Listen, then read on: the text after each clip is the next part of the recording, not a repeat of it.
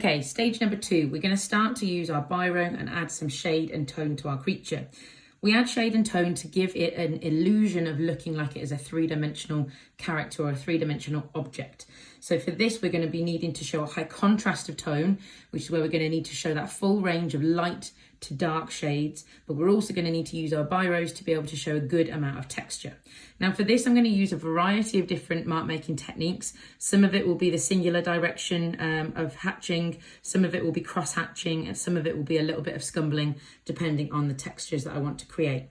My personal approach and my personal style with biro is to go for quite a scribbly approach. And I think the advantage to using biro is that it doesn't matter too much if you make a bit of a mistake. You can always slightly disguise it by scribbling over the top. So I'm going to start out with the eyes.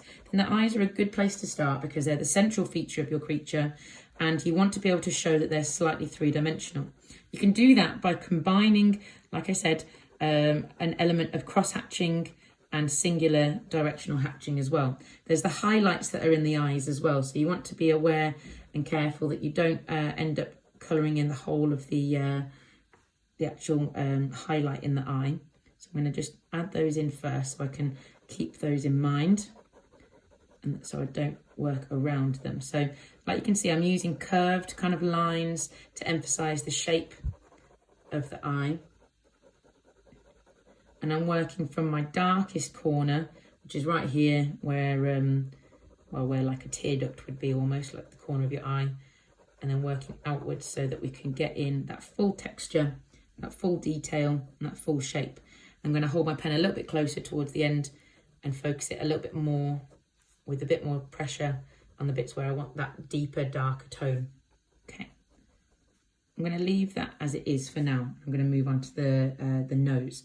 I would do a similar thing for the opposite eye, so I'm not going to repeat that just yet. When it comes to adding in the nose, you need to look carefully at all of the different bits of texture and detail that you can see within it. You can see the more obvious, larger marks where I think the nostrils must be. And you can see some of the other creatures' lip kind of indentations as well. So I'm just going to add those in first of all as my basic shape and form. And I can see that there's some other lines that are going up the edge of the nose as well. Now, if you draw these at a slight diagonal angle, that will give the illusion that the nose is going upwards. So it makes it look like the nose is going and appearing a little bit more rounded. So I'm just going to add some of those little bits of texture in as well. Using some little semicircle kind of marks.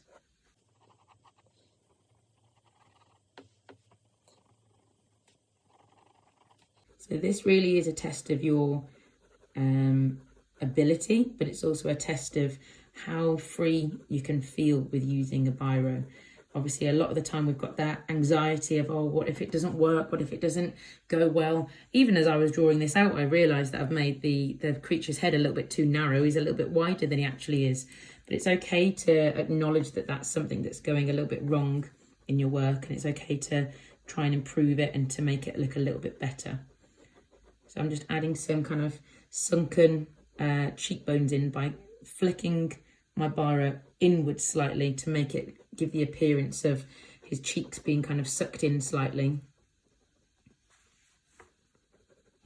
Okay, I'm now going to give you a little bit of a demo to do with the mouth. So the mouth is tricky because it's got some elements of shine to it, because the mouth is obviously a little bit wet and it's got saliva or whatever inside it. So there's elements over here that are a little bit shiny. I'm going to start out by accentuating the darkest areas first and leaving those blank so that it shows where the darkest areas are, and highlights then will stand out a little bit further because of it. So I'm just going to add in all of those darkest parts inside the mouth as well.